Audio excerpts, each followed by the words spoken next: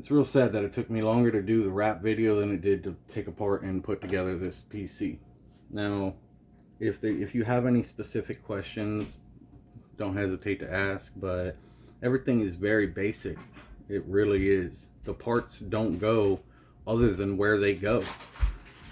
If you just take apart like an old PC, put it back together, you'll figure that out.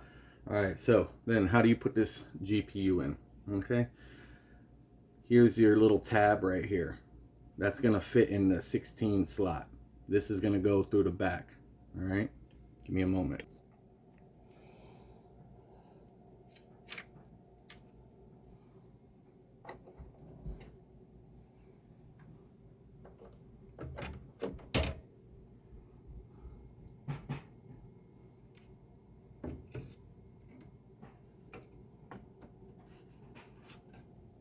Hard to hold this and do it at the same time.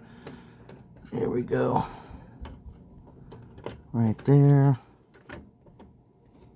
Make sure that part goes in the back. There we go. And once it's in down here,